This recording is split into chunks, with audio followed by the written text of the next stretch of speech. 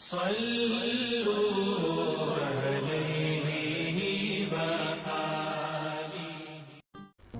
الاسلام حضرت مولانا محمد انواراللہ فاروقی ایک عظیم شخصیت تھے جنہوں نے دین اسلام کی خدمت کے لیے اپنی زندگی وقف کر دی۔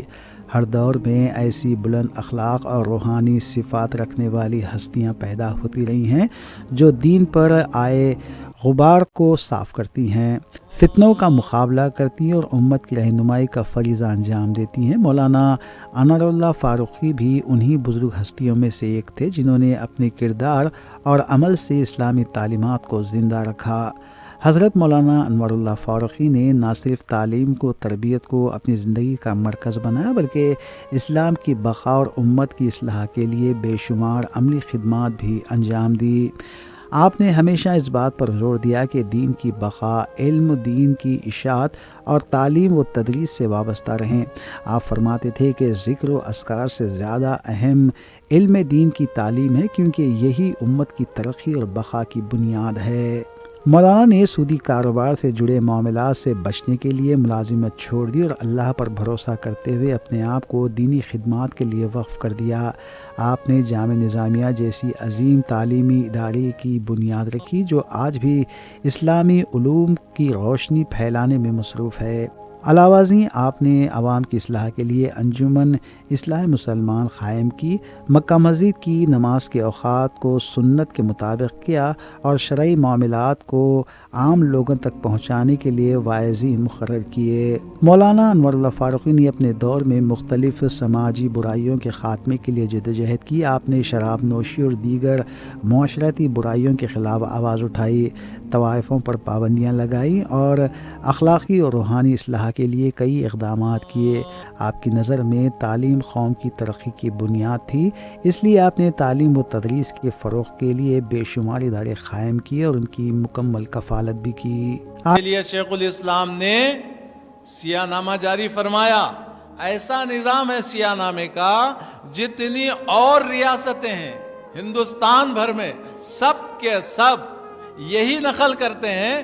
جو ہمارے آندھرا پردیش میں، تلنگانہ میں جو رواج ہے، وہ رواج اور ریاست والے اسی کی نقل کرتے ہیں، اسی پر عمل کر رہے ہیں۔ آپ کی زندگی سادگی اور اصول پسندی کا نمونہ تھی۔ آپ نے ہمیشہ ایثار و قربانی کو اپنایا اور ہر حال میں دین کی خدمات کو اپنی زندگی کا مقصد بنایا۔ آپ کی زندگی کے واقعات صحابہ اکرام اور سلفۂ صالحین کی یاد تازہ کرتے ہیں۔ مولانا انواراللہ فاروقی نے حجاز مقدس، مصر اور بغداد کے سفر کی اور وہاں کے علماء و اصلاح سے علم بھی حاصل کیا۔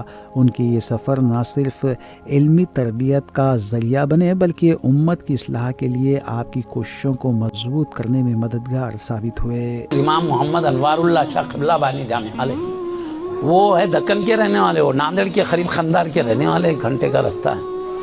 وہ حج کرنے گئے، ایک نہیں 2 ارادہ کر لے، کہاں حج کر کے مدینہ گئے، مدینے میں رہ جائیں گے، مطلب کیا؟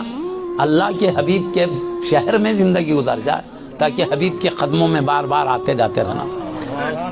تو ایک دن سو گئے تو پیارے نے بھی خواب میں اشارہ کرے، دکن جا کے پاکیزہ علم، پاکیزہ عقیدہ پھیلاؤ بلکہ۔